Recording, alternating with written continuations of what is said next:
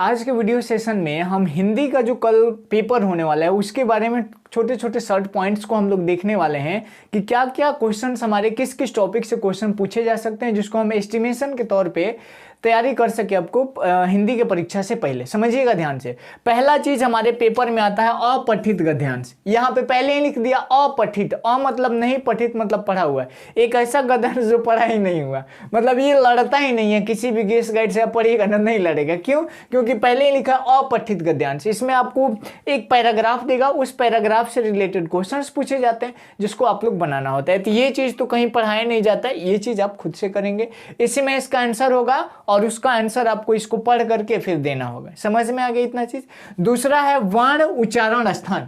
वर्ण क्या होता है? जैसे हम लोग हिंदी भाषा में क ख ग आ ये सब पढ़ते हैं ना, तो इसको अक्षर कहा जाता है। इन्हीं अक्षरों को हिंदी व्याकरण जो है कहता है वर्ण। और यह वर्ण जो होता है शरीर के अलग अलग अंगों से, मतलब हमारे मुंह के, जैसे नाक हो गया, दांत हो गया, मुद्रा हो गया, कंठ हो गया, तालु हो गया, इन सभी अंगों से ही निकलता है। तो उच्चारण स्थान का एक अलग से वीडियो मैं आपको सुबह में दे दूंगा, क्योंकि सुबह एकदम 6 बजे आपको वीडियो दूंगा और 6 बजे आप करके जाइएगा। उसमें से 2 क्वेश्चन तो आपके पेपर में रहेगा ही, और इसमें रहे ना रहे संस्कृत में जरूर रहेगा। नॉन हिंदी वाले बच्चों को भी ये चीज देखने को मिल जाएगा। हालांकि इसमें भी क्वेश्चन पूछा है और इस बार भी 2 क्वेश्चन तो कम से कम पूछे गए। तो उच्चारण स्थान का वीडियो मैं सुबह अपलोड करूंगा। तो ये वर्ण को आप लोग पढ़ लीजिएगा। वर्ण का डिफिनेशन नहीं पढ़ना है। स्वर वर्ण क्या होते हैं? तो अ आ वाले जितने वो होते हैं 13 गो अ से लेकर के अ तक, इसको कहा जाता है स्वर वर्ण। और ये जो क ख ग वाले होते हैं इसको कहा जाता है व्यंजन वर्ण। तो इसमें पढ़ लीजिएगा, इसमें अंतस्थ वर्ण होते हैं, ऊष्म वर्ण होते हैं और संयुक्त वर्ण होते हैं।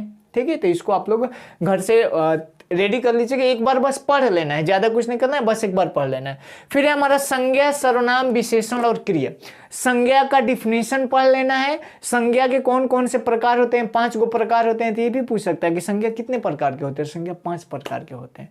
ठीक है, उसी प्रकार सर्वनाम भी पूछ देगा, सर्वनाम कितने प्रकार के होते हैं, विशेषण कितने प्रकार के होते हैं, क्रिया कितने प्रकार का होता है। इस सब का डिफिनेशन, इस सब का कई गो प्रकार होता है और उसका नाम क्या क्या होता है। कभी कभी नाम दे दे के भी पूछ देता है कि निम्न में से कौन सा सर्वनाम का प्रकार नहीं है। 3 को दे देगा, जो होगा 1 होगा, नहीं होगा तो उसमें दिक्कत होता है। तो आप लोग कर लीजिएगा।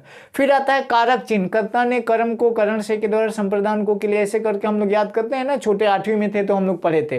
तो वो सेम चीज हमें कारक चिन्ह पूछता है।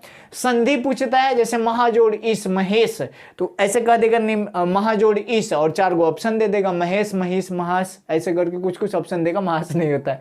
ठीक है, तो संधि कर लीजिएगा। फिर समास का डिफिनेशन, समास के प्रकार। एक समास में प्रकार होता है द्विगु समास, ये तो हर साल पूछता है। द्विगु समास, द्विगु समास उस समास को कहा जाता है जिसमें शब्द में जो होते हैं, मतलब पहला टर्म जो होता है वह कोई संख्या को प्रदर्शित करता है। एग्जाम्पल के तौर पे मैं ले लूं, जैसे त्रिलोकी, त्रिलोकी, पंचलोक, पंचलोक, पंचवटी, समझिएगा ध्यान से, चौराहा। तो हम यहां पे क्या देख रहे हैं? त्रिलोकी में पहले त्रि मतलब 3, पंच मतलब 5, पंच मतलब 5, चौ मतलब 4। चौराहा किसको कहते हैं? जहां पे 4 सड़कें आकर के मिलती है उसको चौराहा कहा जाता है। बिहार में लोग भोजपुरी में कहते हैं तिरमोहनिया पे आ जाओ, है ना। तो तिरमोहानी का मतलब होता है वहां पे 3 रोड आकर के कनेक्ट होता है। समझ में ये चीज? तो जितना त्रि संख्या, पहला टर्म जो होगा संख्या वाला होगा, वो सब जो होता है द्विगु समास होता है। और ये हर साल पूछता है। ठीक है, कि त्रिलोकी में कौन सा समास है? तो फटाक दे देखना है, त्रि मतलब 3, ये नंबर को दर्शा रहा है, दैट मीन्स ये कौन सा समास होगा? द्विगु समास होगा। ठीक, आगे बढ़ते हैं हम लोग। फिर लिंग निर्धारण आता है। शब्द दे देगा और कहेगा कि बताइए स्त्रीलिंग है कि पुल्लिंग है कि नपुंसक लिंग है। एक चीज और आता है यहाँ पे, लिंग निर्धारण के बाद वचन आता है। तो अंग्रेजी में हम लोग पढ़ते हैं सिंगुलर प्लुरल, वैसे हिंदी में एक वचन और बहुवचन होता है। जैसे अगर हम कहें लड़का, तो लड़का का मतलब कोई एक लड़का, और मैं कह दूं कि लड़के, तो यहाँ पे बहुत सारे लड़के हो गए। तो वचन 2 प्रकार के, एक वचन और एक बहुवचन। तो इसमें भी आता है बहुत सारे, ठीक है, बहुवचन। ठीक, तो इसको भी आप लोग पढ़ लीजिएगा। बस एक बार सब आप जो भी रिस्पेक्टिव गाइड खरीदे होंगे उस गाइड में ये सारा टॉपिक दिया हो, उसके बस एक बार पढ़ लेना है रात को और सुबह में जाके पेपर आराम से दे देना है। ठीक, नींद पूरी जरूर लेनी है। आगे आते हैं वाक्य निर्माण। लिंग निर्धारण जब कहता है तो वहां पे वाक्य निर्माण भी कहा जाता है। जैसे मैं कह दूं कि यह कलम बहुत मोटा है, दैट मीन्स यह पुल्लिंग है। लेकिन इसी को कह दो यह कलम बहुत मोटी है, मतलब ये स्त्रीलिंग है।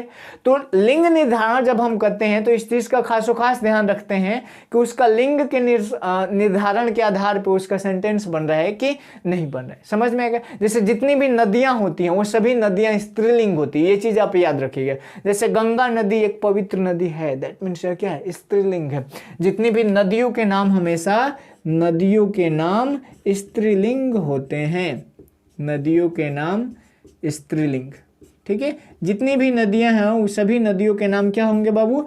स्त्रीलिंग होंगे। आगे बढ़ते हैं हम लोग। निबंध लेखन, कोई भी टॉपिक दे देगा, कुछ भी आपको जो चीज भी आपके दिमाग में आ रहा है वो सारी चीज को आप लिख दीजिए, और कम से कम 2 पेज में लिखना चाहिए। 2 पेज में लिखिएगा ना और अच्छा राइटिंग बैठा करके, तो एग्जामिनर को लगेगा कि बच्चा कुछ ना कुछ नॉलेज है तभी तो 2 पेज लिखा है ना, तो वहां पे आपको अच्छा नंबर मिल सकता है। तो निबंध लेखन जरूर आना चाहिए। कोई भी चीज पूछे, निबंध लेखन की सबसे अच्छी खूबसूरती ये है कि इसमें एग्जैक्ट आंसर कोई नहीं मिलाता। जैसे कह देगा कि हमारा विद्यालय पे लिख लीजिए। अब आपके विद्यालय में जो चीजें हैं, जितने टीचर हैं, जो टीचर जो पढ़ाते हैं, जो टीचर अच्छा पढ़ाते हैं, आपके स्कूल जो है कहाँ आपका विद्यालय कहाँ मतलब मेडल वगैरह प्राप्त किया है, क्या है आपके स्कूल का रिपुटेशन है, ये सब चीज को आप लिख के भर दीजिए भरपूर। ठीक है, कितना बेंच है, कितना कुर्सी है, ये सब चीज भर दीजिए। कितना पेड़ है, क्या चीज का पेड़ है, बड़ा सा गेट है ना, तो ये सब चीज भर दीजिएगा, वही हो जाएगा निबंध। इसी प्रकार बहुत सारे निबंध में प्रिय मित्र पढ़ता, प्रिय मित्र के बारे में अपने लिखना है, मित्रता कैसी बढ़ती है इसको समझाना है, नहीं समझा दीजिएगा। बहुत आसान चीज होता है यह निबंध। निबंध लेखन, निबंध लिखा जाता है, 10 नंबर या 8 नंबर का पूछा जाता है। फिर आता है हमारा पत्र लेखन, लेटर राइटिंग।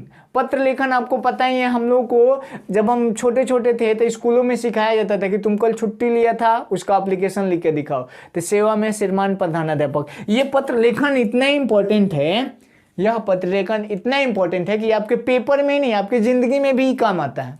मान लीजिए आप किसी बैंक में गए, आपका बैंक से बैलेंस जो है अधिक कट गया, तो उसके लिए कहेगा डायरेक्टली जाइएगा, वहां का जो स्टाफ होगा वो कहेगा कि एप्लीकेशन लिख के दो। अब बताओ, आप पत्र लेखन पढ़े ही नहीं हो तो एप्लीकेशन कैसे लिखोगे? ठीक है, सॉरी, पत्र लेखन अलग होता है, आवेदन अलग होता है। पत्र लेखन मतलब किसी दोस्त यार के पास भेजते हैं तो उसको पत्र लेखन कहते हैं। लेटर राइटिंग अंग्रेजी में आवेदन, आवेदन को एप्लीकेशन कहते हैं। तो बैंक वगैरह में जाएंगे तो आपसे आवेदन लिखने को कहेगा, तो आवेदन आपको लिखना पड़ेगा। तो नहीं पढ़े रहिएगा तो आवेदन लिख पाइएगा? नहीं लिख पाएगा। तो आवेदन लिखना सीख जाना।